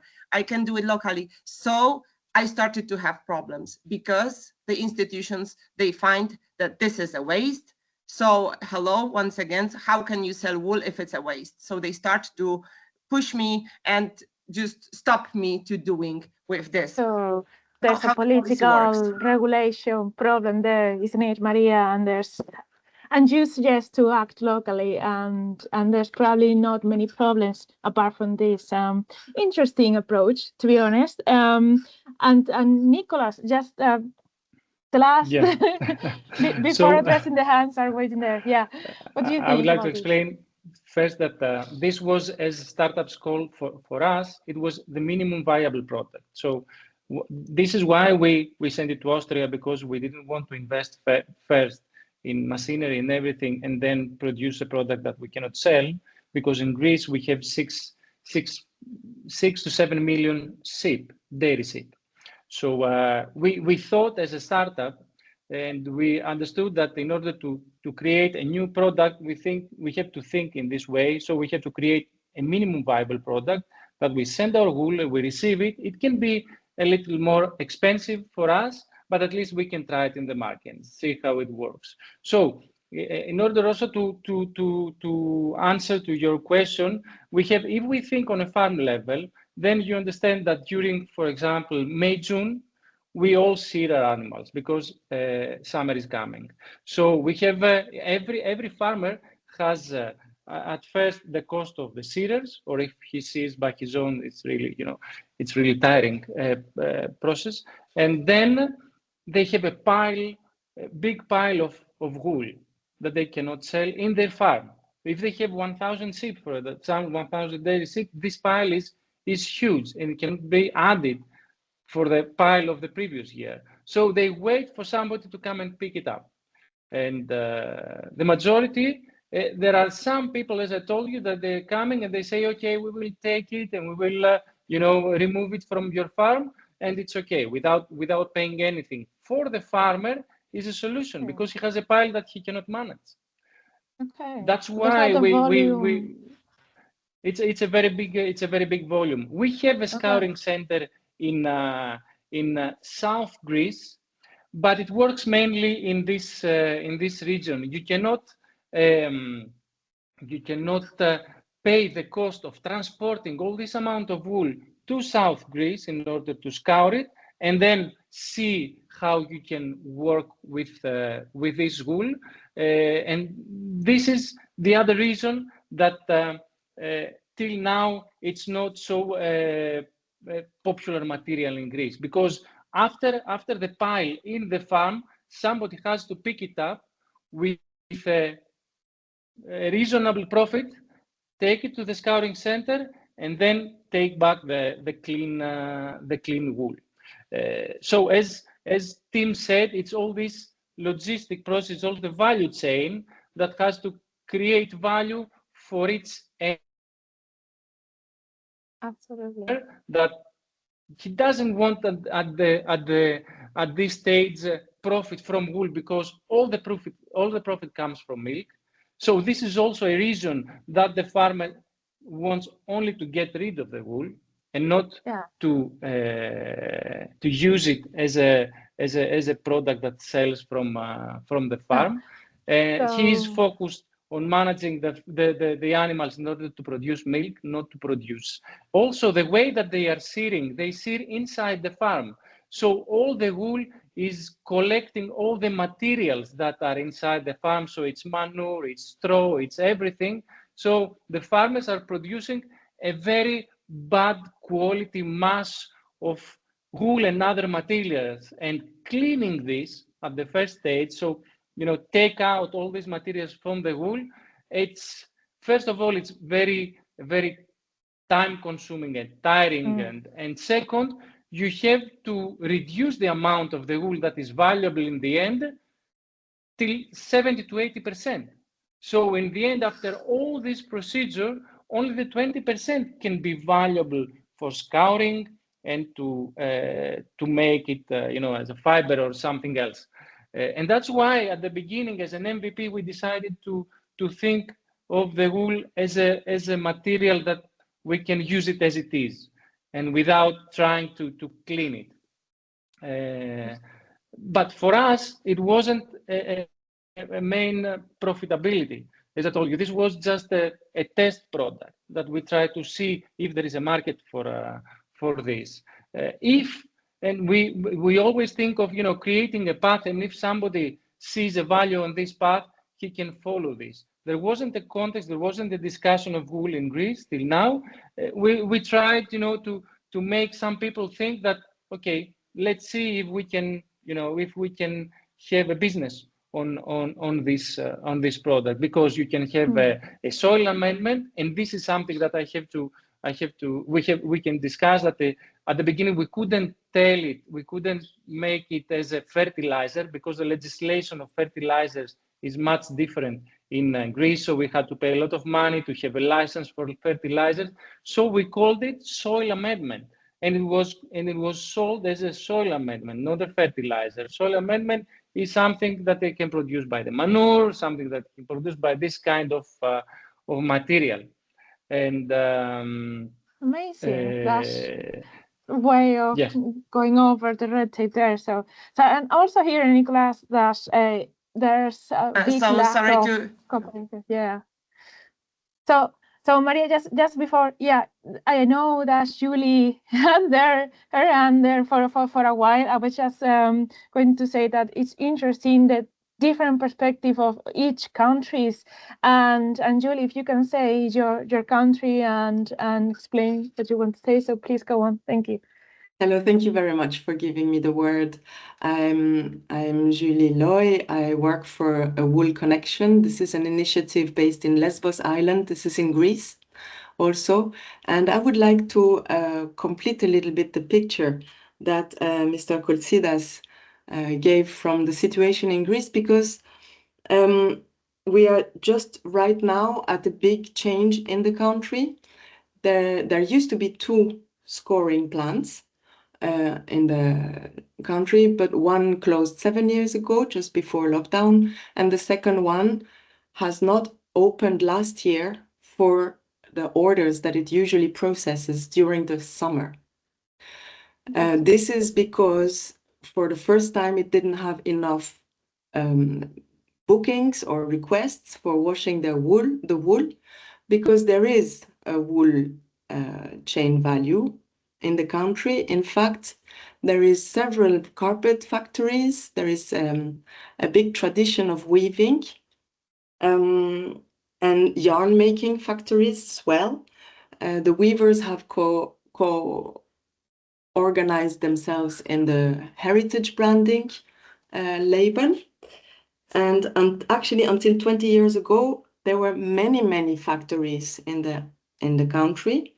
On the island where I am staying, Lesbos is a pretty big island, 100,000 inhabitants. Until the 80s, there was 12 steam factories processing the wool.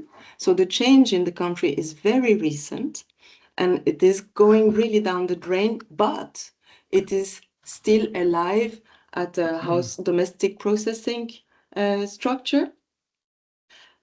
Also on islands in remote areas, like in the mountains. For example, the flocati is a protected appellation. It's this kind of carpet blanket with very long hair that you know maybe from the hippie period. It was very popular. It is still produced. There are still factories producing flocati today. And we have still the slippers with this pom-pom are being produced in Greece. There are several factories that are still alive and using Greek wool until recently, until last year, because there used to be tons washed every year. For this factory to operate, it needs to have 25 tons. So at least 25 tons were processed until last year. So what I wanted to say is that we also have in Greece one of 8 wool felting factories in the world. They are also using Greek wool. And we have initiatives from the Ministry of Culture that has 2 years ago launched a project for protection and visibility of weaving, wood carving, and ceramics as the traditional Greek crafts. And in 2023, transhuman stock breeding has been claimed endangered intangible heritage by UNESCO. So there is initiatives there, and many structures are addressing this and proposing transhumans landscape journeys or walks or trails or art exhibitions and education.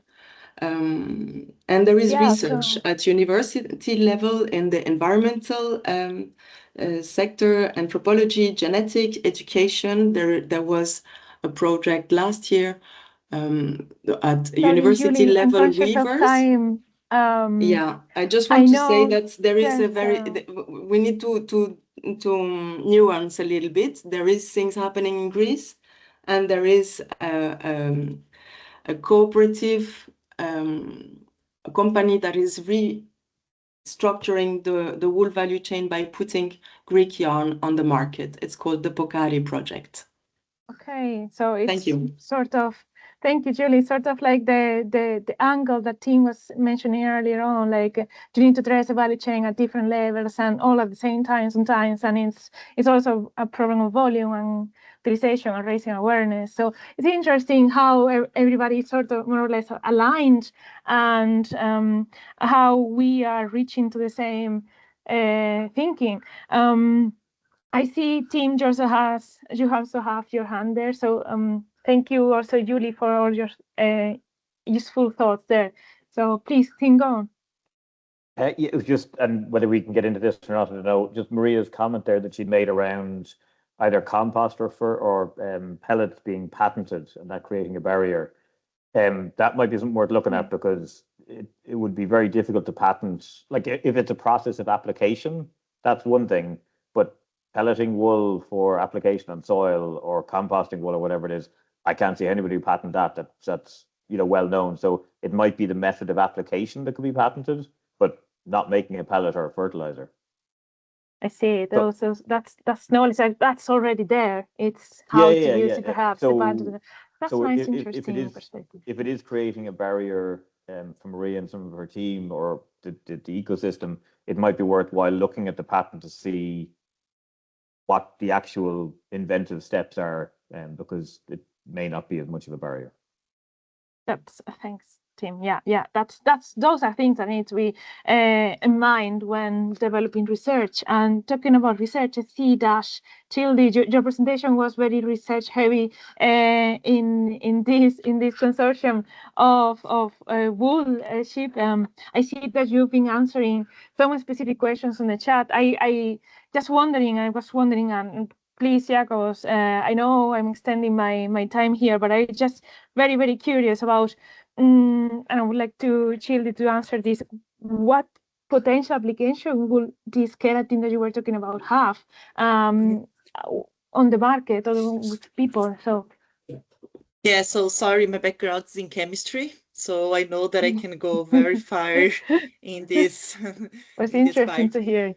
Yeah, so the applications that we have in the project is someone in MTU that will do the cell work. So the main idea of the keratin that we have there is try to use a scaffold, but not just for this. We have different kind of applications. We can use in fibers, in sponge, so in gels. So we have many applications. But for the project, the main idea is try to do a 3D matrix for scaffolds and try to see the attachments of the cells and how can we do the cell proliferations in these scaffolds.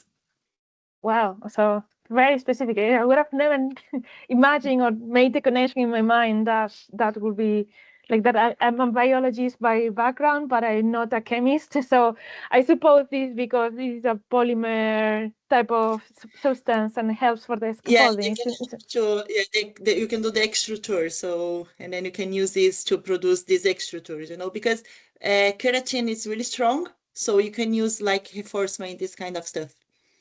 Amazing. And are you planning or are you considering any I don't know, viability tests soon for the keratin applications?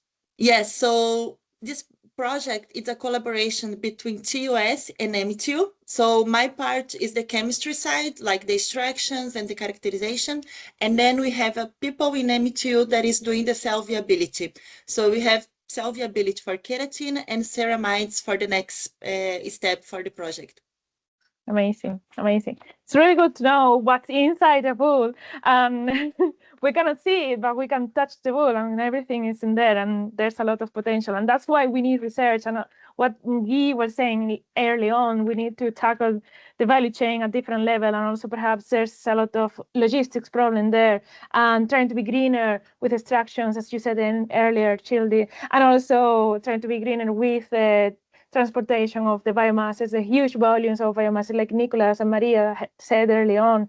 And there's a lot of that needs to be taken on, but I see that there's a lot of research coming up and promising really, really interesting outputs from team side, and Catherine have also mentioned this specifically in Ireland, but also Maria and Nicolas have given us the perspective that is perhaps more locally.